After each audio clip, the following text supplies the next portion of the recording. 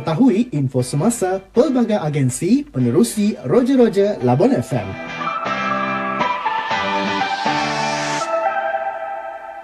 Labuan FM, suara pesisir anda. Terima kasih masih lagi setia bersama dengan kami pada waktu ini. Betul. Seperti yang telah pun kita janjikan, baby. Pengarah Kesihatan Negeri Dr. Ismuni Buhari akan bersama-sama dengan kita bagi memperincikan status terkini COVID-19 di wilayah Persekutuan Labuan untuk edisi 21 Januari 2022. Hello. Halo, ya. Selamat pagi, DJ Baby. Ya, salam sejahtera Dr. Baby dan Fias hari ini. Okey. Ya, baiklah. Doktor, apa kabar? Pagi ni Alhamdulillah sihat. Ya, Doktor, bagaimana status terkini kes COVID-19 di Labuan dan beberapa hari lepas turut diumumkan terdapat kluster baru. Boleh Doktor jelaskan? Okey, terima kasih kepada ni RTM Labuan. Assalamualaikum warahmatullahi wabarakatuh. Salam sejahtera, selamat pagi pada semua warga Labuan yang saya hormati. Jadi sekali lagi pada pagi Jumaat ini saya ingin kongsikan status kawalan COVID-19 di Labuan sehingga pagi ini. Dan seperti mana yang telah diumumkan semalam kita hanya mencatatkan satu kes baru menjadikan jumlah kes kumulatif yang kita ada sehingga pagi ini adalah 11,015 kes. Dan kalau kita melihat kepada kes yang telah kita rekodkan semalam, ia merupakan kes saringan bergejala yang merupakan kemasukan warga Labuan yang baru balik daripada negeri Sabah yang telah pun bergejala dan kita telah sahkan telah disahkan confirm untuk COVID-19. Itu adalah satu-satunya kes yang kita catatkan semalam. Dan daripada jumlah pertambahan satu kes malam menjadikan jumlah kes kita 11,015 kes. Dan semalam kita masih ada 74 kes aktif di Labuan ini. Dengan 41 kes adalah kes penularan tempatan. Manakala 33 kes lagi adalah kes import. Kita ada 2 kes yang masih lagi dipantau di ICU tetapi dengan keadaan yang sangat stabil, tidak memerlukan alat bantuan pernafasan. Cuma kita masih lagi meneliti dan juga memastikan progres rawatan kedua-dua pesakit ini di tahap yang terbaik.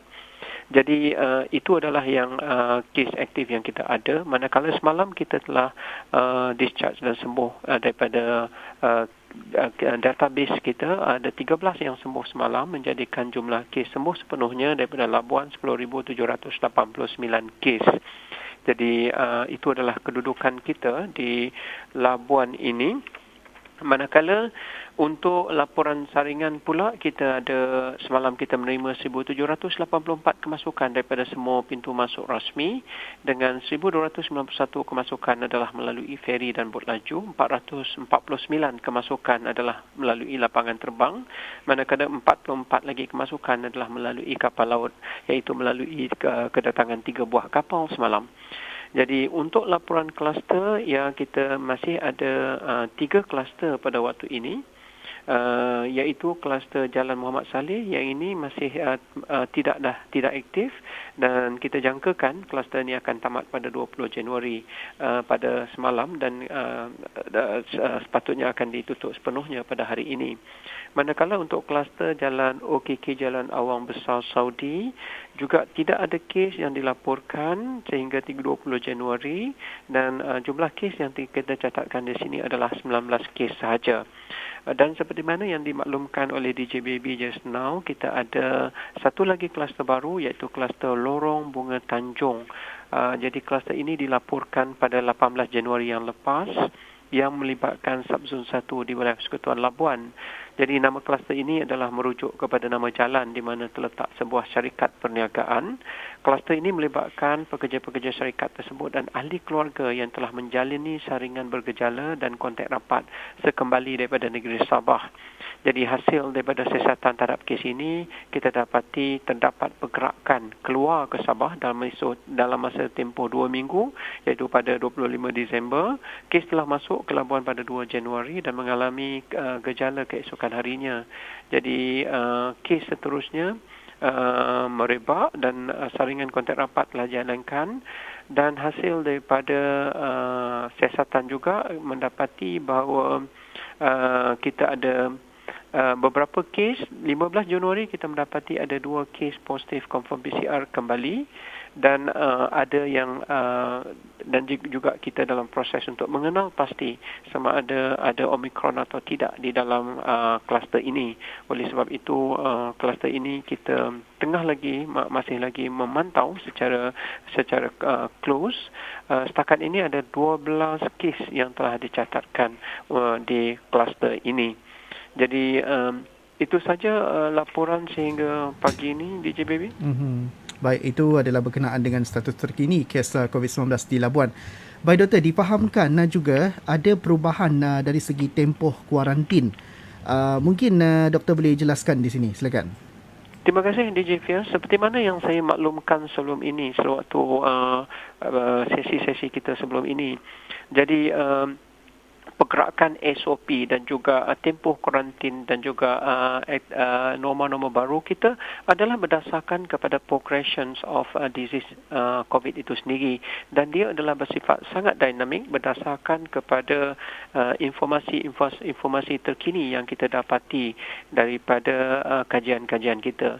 Jadi untuk kali ini untuk saringan untuk kuarantin COVID di peringkat Ibu Jabat Kementerian Kesihatan Malaysia, kita telah pun membincang dan untuk mengurangkan tempoh kuarantin tersebut. Kalau kita masih ingat satu ketika tempoh kuarantin adalah 14 hari, dan selepas itu kita telah pun turunkan menjadi 10 hari. Tetapi untuk kali ini tempoh kuarantin adalah berdasarkan kepada lengkap vaksin atau tidak, di mana untuk yang lengkap vaksin kita hanya akan mengkuarantinkan 7 hari daripada last exposure, manakala untuk yang tidak bervaksin kita akan kuarantinkan sehingga 7 hari, manakala yang telah pun lengkap vaksin termasuk booster kita akan kuarantinkan lebih kurang dalam 5 hari.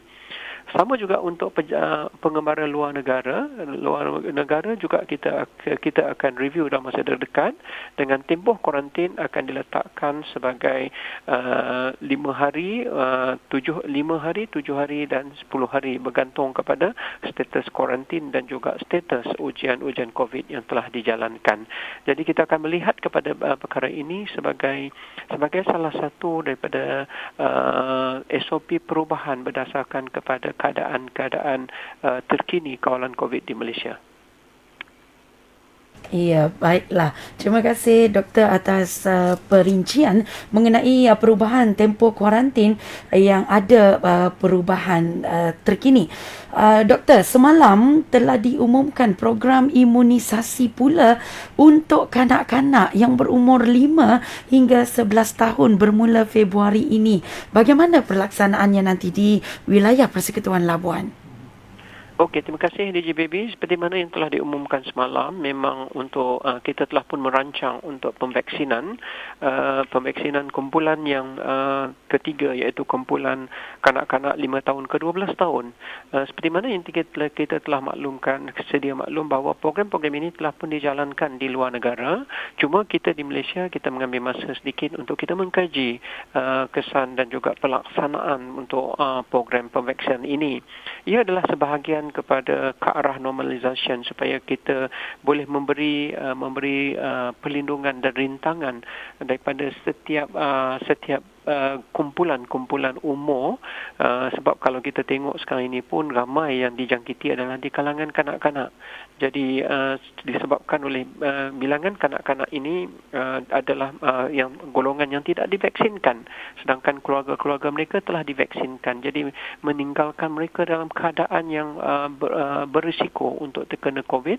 Apatah lagi sekiranya kanak-kanak ini ada penyakit-penyakit kronik dan juga penyakit-penyakit yang berbahaya. Jadi kita telah pun membuat keputusan untuk melindungi kanak-kanak ini juga dengan memulakan program pemvaksinan.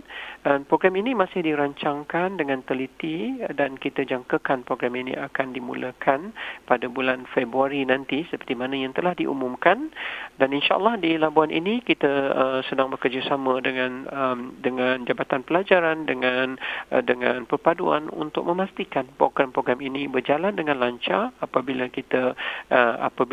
program ini dijalankan nanti. Baik, itu sedikit berkenaan dengan program imunisasi untuk kanak-kanak. Baik, doktor, sebelum kita mengakhiri Roger Labuan FM, seperti biasa, mungkin ada nasihat doktor untuk kepatuhan SOP dan juga mungkin sedikit berkenaan dengan maklumat terbaru dan arahan terbaru pada KKM berkenaan dengan ketidakperluan mengimbas suhu di mana-mana premis, doktor. Silakan. Okey, terima kasih. Kalau kita melihat kepada untuk pemvaksinan dahulu, semalam kita telah pun vaksinkan 1,282 lagi, jadi total booster peratusan yang telah kita suntik sekarang ini adalah 41.8%. Jadi untuk kita di Labuan ini, kita sepatutnya dalam proses untuk menyediakan komuniti kita untuk bersedia ke arah endemik dengan memastikan populasi komuniti kita di Labuan ini bersedia daripada segi mental dan juga pelaksanaan supaya norma baru menjadi sebahagian daripada kehidupan dan SOP merupakan sebahagian daripada kehidupan. Ini adalah penting untuk kita, terutama untuk kita memastikan bahawa selepas ini kehidupan bersama COVID adalah satu realiti. Maknanya kita tidak boleh lagi bahawa COVID itu akan sentiasa ada. Sama juga seperti influenza satu ketika dahulu, banyak SARS satu ketika dahulu, dan kita perlu hidup bersama mereka. Jadi untuk hidup bersama COVID adalah sama ada kita perlu menjadi perumah untuk dia ataupun kita biarkan dia tidak boleh hidup di dalam komuniti kita dengan memastikan SOP dan norma baru kita dipatuhi sepenuhnya. Jadi untuk tujuan tersebut saya sekali lagi ingin memaklumkan bahawa yang paling penting untuk kita di dalam memastikan COVID ini tidak mengganggu kehidupan kita adalah dengan penjagaan kita sendiri. Ia perlu bermula daripada kita untuk mengelakkan diri kita daripada terjangkiti oleh COVID dengan memastikan kita yang mematuhi dan memastikan norma baru dijalankan oleh diri kita sendiri dengan memastikan penjarakan kita, hand sanitize kita, penggunaan mask kita untuk elakkan. Jangan jadikan diri kita sebagai perumah untuk COVID. Dan COVID tidak bergerak dan COVID hanya statik dan sekiranya tidak ada perumah, dia akan mati. Dan oleh sebab itu, kita elakkan diri kita sebagai perumah dan juga mengelakkan keluarga kita daripada terkena COVID ini dengan memastikan pembudayaan norma baru ini juga berlaku di dalam rumah kita. Dan sekiranya ada bergejala, cepat-cepat pergi ke klinik kesihatan untuk mendapatkan pengesahan. Dan dalam masa yang sama, kita perlu memastikan pemvaksinan dijalankan untuk diri kita dan keluarga kita, untuk kita melindungi keluarga kita. Dan sekiranya keluarga kita terlindung dan semua mengambil inisiatif untuk pelindungan ini, insya-Allah Labuan akan selamat dan COVID insya-Allah tidak akan mengganggu kehidupan kita. Mengenai soalan yang seterusnya daripada Fiaz tadi, kajian itu tengah dijalankan dan insya-Allah sekiranya ada keperluan terbaru berkenaan dengan penggunaan pengimbasan temperature pada waktu ini, kita akan maklumkan daripada masa ke semasa. Tapi yang paling penting bukannya pengimbas itu. Yang paling penting adalah responsibility pada diri kita sendiri. Sekiranya kita demam ataupun bergejala, tolonglah jangan pergi ke pejabat ataupun pergi ke tempat crowded disebabkan ia boleh menimbulkan masalah kepada orang lain. Jadi the most important thing sekarang ni adalah kita sendiri yang terutama untuk kita memastikan bahawa kita sendiri tidak bergejala sebelum kita pergi ke sesuatu tempat atau pejabat. Jadi rasanya itu saja daripada saya pagi ni, Fiaz dan DJ Baby. Terima kasih HTM, terima kasih warga Labuan. Assalamualaikum, salam sejahtera dan selamat pagi. Iya, waalaikumsalam. Terima kasih. Salam sejahtera Dr. Ismuni Buhari, Pengarah Kesihatan Negeri yang telah pun memperinci status COVID-19. Terus dengar Labuan FM lebih kurang 14 minit saja lagi ke pukul 10 pagi.